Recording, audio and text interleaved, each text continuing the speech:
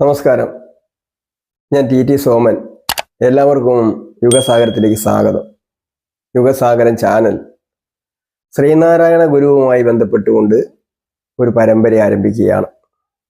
ആ പരമ്പരയിൽ doctor Palpu, Kumaranasan, Ayyankali, V T Bhattathiripad, Mannath Padmanabhan, T K Madhavan, C Kesavan, Sahodaran Ayyappan തുടങ്ങി കേരളത്തിൻ്റെ ചരിത്രം തിരുത്തി എഴുതിയ മഹാരഥന്മാരൊക്കെയുണ്ട്.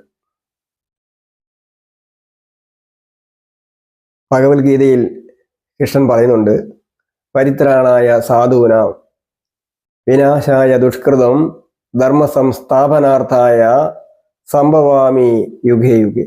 ധർമ്മം അധപ്പതിക്കുമ്പോൾ, അധർമ്മം തലയുയർത്തുമ്പോൾ ധർമ്മത്തെ സംരക്ഷിക്കാൻ കാലഘട്ടത്തിന് അനുയോജ്യമായ രീതിയിൽ ഞാൻ അവതരിക്കും എന്നാണ് കൃഷ്ണൻ പറഞ്ഞത്.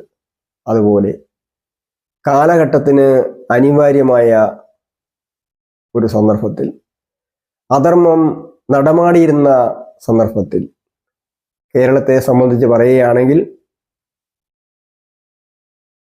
ലോക ചരിത്രത്തിൽ ഏറ്റവും കൂടുതൽ അനീതി നിലനിന്നിരുന്ന പ്രദേശമായി കേരളം മാറിയ കാലഘട്ടത്തിൽ സ്വാമി വിവേകാനന്ദന്റെ ഭാഷയിൽ കേരളം ഒരു പ്രാന്താലയമായി മാറിത്തീർന്ന കാലഘട്ടം.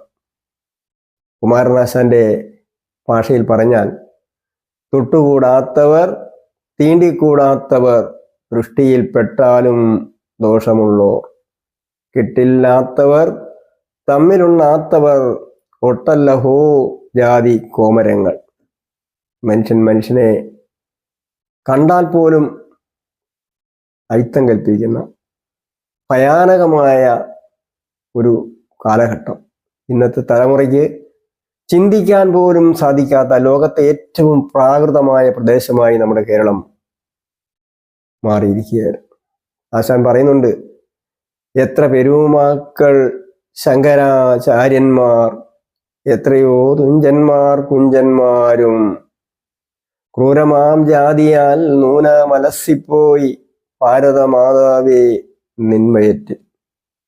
തുഞ്ചത്താചാര്യനെ പോലെ, ശങ്കരാചാര്യരെ പോലെ, പെരുമാക്കന്മാരെ പോലെയൊക്കെ ആകേണ്ടിയിരുന്ന എത്രയോ ജന്മങ്ങൾ ക്രൂരമായ ഈ വസ്തുതയുടെ പേരിൽ അലസിപ്പോയി എന്നാണ് ആശാൻ ചോദിക്കുന്നത്.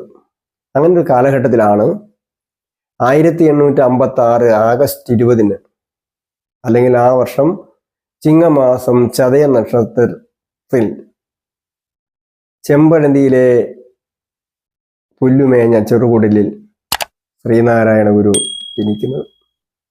മാടനാശാന്റെയും കുട്ടിയമ്മയുടെയും മകനായി ജന്മം കൊണ്ടു. മാതാപിതാക്കൾ ആ കുട്ടിക്ക് നാണു എന്ന പേര് നൽകി. നാണു വളർന്നു, വിദ്യാഭ്യാസം പൂർത്തിയാക്കി. മലയാളം മാത്രമല്ല, സംസ്കൃതവും തമിഴും ഒക്കെ പഠിച്ച് പ്രായപൂർത്തിയായി. നാണു ആശാനായി. ഈ സന്ദർഭത്തിൽ നാണുവിനെ കൊണ്ട് ഒരു വിവാഹം കഴിപ്പിക്കുന്നതിന് വേണ്ടി മാതാപിതാക്കൾ കഠിന ശ്രമം നടത്തി, നിർബന്ധപൂർവം ഒരു വിവാഹം നടത്തി. പക്ഷേ ആ വിവാഹവുമായി ഗുരു മുന്നോട്ട് പോയില്ല. ഗുരു പറഞ്ഞു, എൻ്റെ കർമ്മം ഇതല്ല, ഓരോരുത്തർക്കും ഓരോ കർമ്മങ്ങളുണ്ട്, എൻ്റെ കർമ്മങ്ങൾ വേറെയാണ്, എനിക്ക് ഒരുപാട് കാര്യങ്ങൾ ചെയ്യാനുണ്ട് എന്ന് പറഞ്ഞുകൊണ്ട് ആ വീട് വിട്ട് പുറത്തിറങ്ങി. പല സ്ഥലങ്ങളിലും സഞ്ചരിച്ചു. നാടും മേടും പുഴകളും നദികളുമൊക്കെ കടന്ന് പല ഭാഗങ്ങളിലും ചുറ്റി സഞ്ചരിച്ച് മരുത്വാമല എന്ന് പറയുന്ന വനാന്തരത്തിലെത്തി. കന്യാകുമാരിക്കടുത്ത്, നെയ്യാറിൻ്റെ അടുത്ത് മരുത്വാമല എന്ന ഘോരവനാന്തരത്തിൽ വന്യമൃഗങ്ങളും സ്വൈരവിഹാരം നടത്തിയിരുന്ന പ്രദേശം. അവിടെ ആ മലമുകളിൽ പിള്ളത്തടം ഗുഹയിൽ കഷ്ടിച്ച് ഒരാൾക്ക് മാത്രം കഴിയാൻ സാധിക്കുന്ന തരത്തിലുള്ള ഒരു ചെറിയ ഗുഹ. അവിടെയാണ് ഗുരു തപസ് ചെയ്തത്.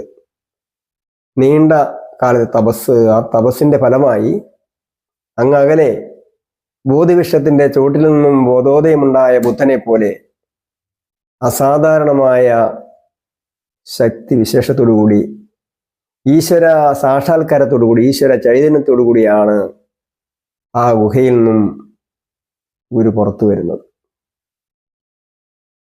ഇതിൻ്റെ അടുത്ത ഭാഗം അടുത്ത വീഡിയോയിൽ പറയുന്നതാണ്.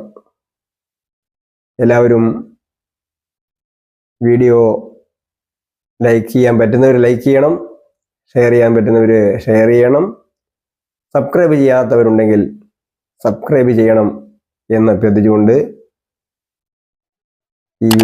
ഇന്നത്തെ വീഡിയോ ഇവിടെ അവസാനിപ്പിക്കുന്നു. നന്ദി, നമസ്കാരം.